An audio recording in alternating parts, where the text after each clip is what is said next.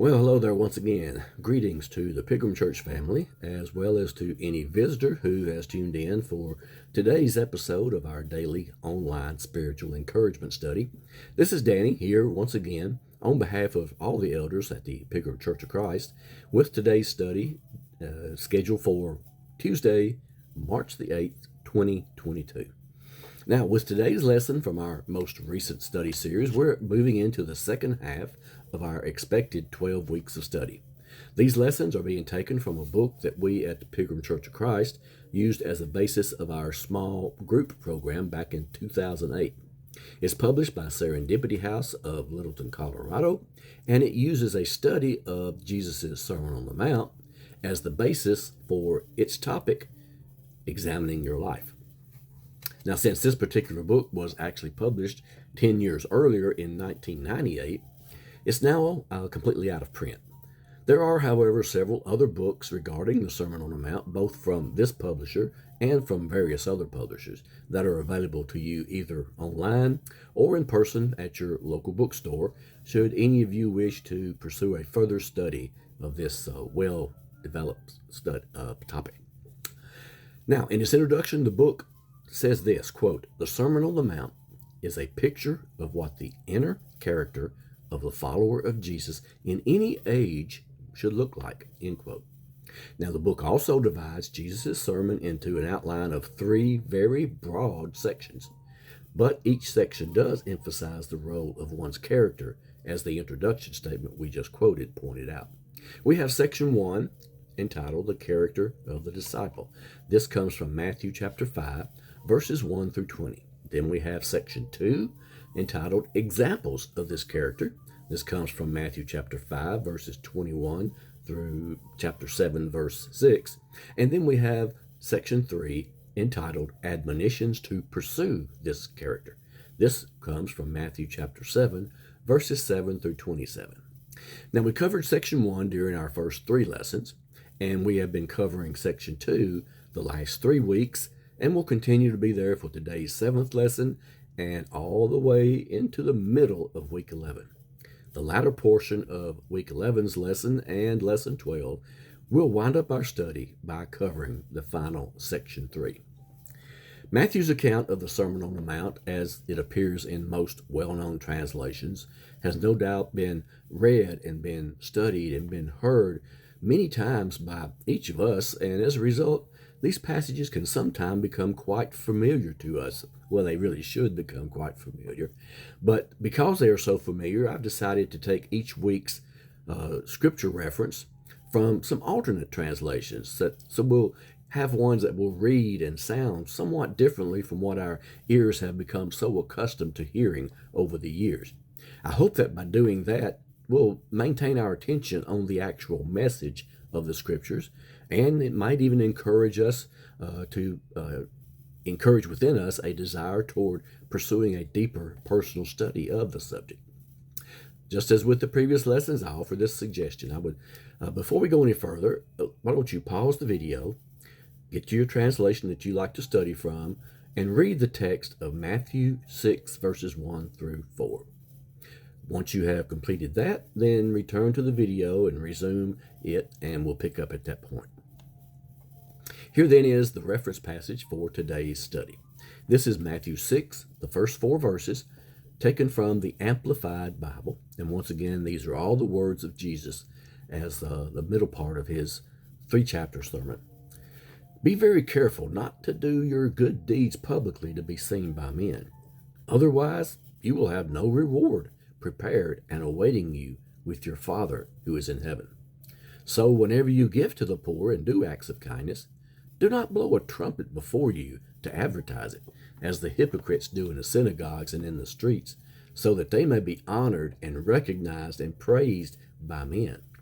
I assure you and most solemnly say to you, they already have their reward in full. But when you give to the poor and do acts of kindness, do not let your left hand know what your right hand is doing. Give in complete secrecy, so that your charitable deeds will be done in secret, and your Father who sees what is done in secret will reward you." Now, in our lesson so far, Jesus has presented the following ideas to his disciples. First, we had the Beatitudes, a list of 8 admirable character traits that were to be pursued by all of those who were following him. Then he gave a warning of the very real possibility that those followers of his would face persecution within their lifetime. There was another warning from Jesus that a disciple's righteousness has to surpass that of the scribes and Pharisees in order to be genuine. There was an explanation that true obedience to God's laws regarding murder and adultery actually calls for one's inner attitudes, hatred and lust, respectively, to be held in check so that the development and execution of the outer actions that are condemned by the law might never emerge. He gave a continued explanation that true obedience to God's command, "You shall not make false vows," should lead contemporary Christians to possess the type of character and reputation that would make one's word alone be sufficient to instill confidence in their compliance. And then finally, there was an examination of several Old Testament concepts familiar to his audience. For example, there was an eye for an eye and a tooth for a tooth. This is a direct quote from God's law, and Jesus says it was not put in place to set a required level of punishment, but rather to place a limit upon it. Then there was one, love your neighbors and hate your enemies. This saying, Jesus points out, is one part a direct quote, love your neighbors, and one part an inaccurate assumption, hate your enemies. Jesus expands the concept of neighbors to include everyone, yes, even enemies. So today we move into chapter 6 of Matthew's Gospel, and likewise we find Jesus introducing a new topic, what our reference book denotes as acts of righteousness. Various other translations that I access through my Bible Gateway app render the idea this way: doing something good, doing good things, trying to be good, good deeds, good things, good works, charitable deeds, charitable giving, deeds of righteousness, practices of righteousness, works of righteousness, religious duties, religious practices, practicing piety, practicing righteousness, justice, kindness, and one even used the term right wiseness. Now remember back in Matthew 5 verse 20, Jesus had warned his followers that a disciple's righteousness had to surpass that of the scribes and the Pharisees of his day before God would deem it as being genuine. The remainder of that chapter focused on how our inner attitudes must reflect the true intent of God's commandments. Now, Jesus will expound further on the principle found in 5:20 by addressing 3 specific examples of religious activities commonly associated with moral righteousness. Now, while there existed a variety of Jewish sects in Jesus' day, emphasizing different points of faith and different practices, they all observed the 3 activities that Jesus will address in this chapter: giving, prayer, and fasting. In today's reference passage, Jesus introduces the first of these 3, giving. The remaining 2 will be covered in next week's study. Now, for each of the 3 activities that will be examined over the next 2 weeks, Jesus will first identify the wrong way to go about such acts of devotion and will then give the right way to do so. So let's see what thoughts of interest we can extract from today's reading. The first thing we should notice is that Jesus gives a broad command that will actually apply to all 3 acts to be discussed this week and next, when he says, quote, "Be careful not to do your good deeds publicly to be seen by men," end quote. Now, at first sight, these words appear to contradict Jesus' earlier command. In Matthew 5:16, in the Amplified Bible, we have these words from Jesus: "Let your light shine before men in such a way that they may see your good deeds." So, in both verses, Jesus speaks of doing good deeds before men in order to be seen by them. So, how can we resolve this seeming discrepancy? Well, the clue lies in the fact that Jesus is speaking against 2 different sins. Because of our human cowardice, he has had to say, quote, let your light shine before men, end quote. Because of our human vanity, he has had to say, quote, be very careful not to do your good deeds publicly, end quote. John Stott worded it this way, quote, our good works must be public so that our light shines.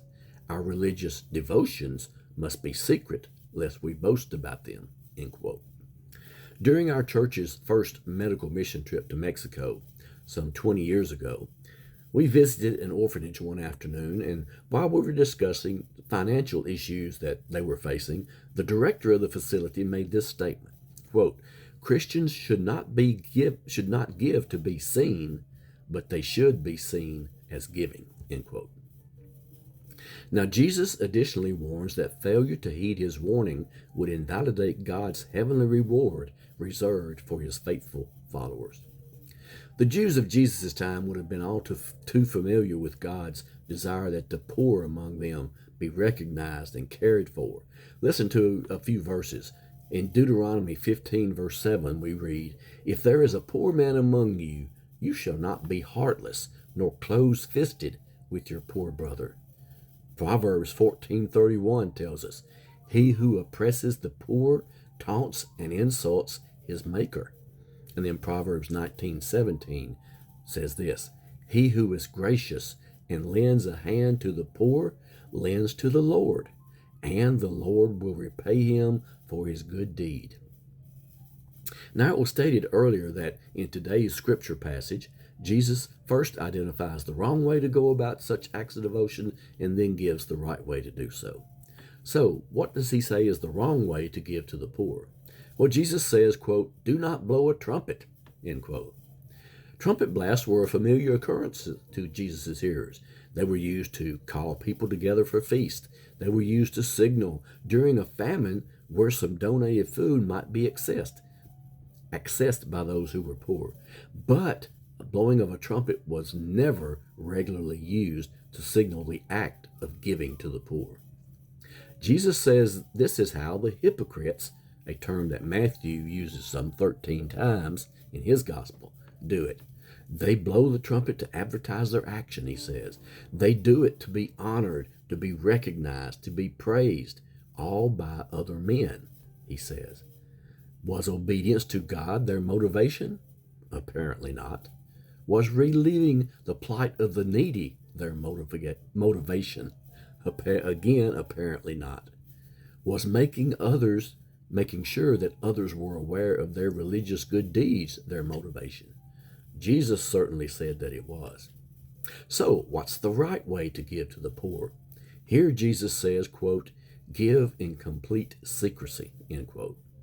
Jesus uses an interesting, almost humorous term to indicate just how severely God deems that our giving should take place without us making a big show of it. Jesus says, quote, do not let your left hand know what your right hand is doing, end quote. For both giving the wrong way and giving the right way, as presented by Jesus, the result is made plain.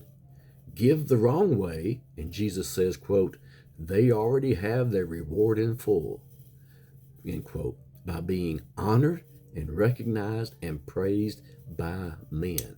Note, there is no mention of any reward from God the Father for such action. But give the right way, Jesus says, and quote, your Father who sees what is done in secret will reward you, end quote. May each of us learn this lesson as taught by Jesus on the mountain to the multitude of hearers about giving to the poor. 1, Jesus says, whenever you give, not if you give, indicating it should be a natural part of our Christian walk. 2, Jesus warns we should not be motivated to seek the attention and praise of others for our giving, or else we forfeit any reward from God. And 3, Jesus encourages our giving should be done in secret, with no attempt to, no expectation of, attention and praise from others. We are instead promised a reward from God himself. I hope that you're finding these lessons about the Sermon on the Mount to be interesting and informative. and that they provide a blessing in your life. I pray all of us will continually strive toward a deeper appreciation for and a greater understanding of God's eternal Word. Each passing week brings an increase in the number of various video offerings that are being posted and archived by our church family, and these postings will continue to be available for you to access and view online. COVID and its developing variants appear to continue their relentless attacks, even if dwindling somewhat, on the health of our society collectively and our personal health individually. Therefore, it's understandable that many of us still have not returned to being comfortable in interacting personally in close quarters to the extent we once did, even should we wish to do so at some point again in the future. With this scenario in place, the fact that there are so many recorded options available for your access can greatly help in keeping in touch with one another, even if for the present time it should only be by means of this technology. So feel free to access any of our church family's videos in their archived form. You can always retrieve them at a time convenient for you from our online resources. They're stored in different sites and in different formats. We have the Pilgrim Church of Christ page in Facebook. We have the Pilgrim Church Media page in YouTube. And we have our Pilgrim Church of Christ app that's available for your smartphone. I would urge each of you to either start or to continue spending an appropriate portion of each day reading and studying God's Word and letting Him speak to you from those words, and then going to Him in daily prayer as well. I can confidently assure our local Pilgrim Church family that as your shepherds become aware of any particular needs on the part of our members, we will collectively and individually be keeping you in our daily prayers. We've just recently resumed a plan aimed at visiting the homes of various families with the intended purpose of discussing and praying with you over any issues or concerns that you might have. We wish that when you're contacted for such a visit, you would graciously allow us to serve you in this way. And now to close out today's study, I'd like to present our reference text from one more alternate translation. This is admittedly one of the looser translations that is available, and it's one that the translators themselves designed to be along the middle school level reading capacity, and their intent was to produce a translation that could more easily be read aloud. So here's our passage, Matthew 6, verses 1 through 4, and this is taken from The Voice. Again, the words of Jesus. But when you do these righteous acts, do not do them in front of spectators. Don't do them where you can be seen, let alone lauded by others. If you do, you'll have no reward from your Father in heaven. When you give to the poor, do not boast about it, announcing your donations with blaring trumpets as the play actors do. Do not brazenly give your charity in the synagogues and on the streets. Indeed, do not give it at all if you're giving because you want to be praised by your neighbors. Those people who give in order to reap praise have already received their reward. When you give to the needy, do it in secret. Even your left hand should not know what your right hand is doing. Then your Father, who sees in secret, will reward you. Well, next week we will hear Jesus address the other two typical acts of worship that were so well known to his hearers, praying and fasting. That should be an interesting study. So until then, I pray that God blesses you and your families with good health and with safety, and that this new year might continue to be one in which your blessings far outnumber your defeats. Should any of the members of our local church family feel the need to request a meeting with the elders, you can be sure that we have pledged to always be available at any hour, on any day, during any night, to spend time in prayer with you and to spend time in prayer for you. For us, it would be both a pleasure and an honor to be asked to do so. So till next week, take care, everyone. I love you all.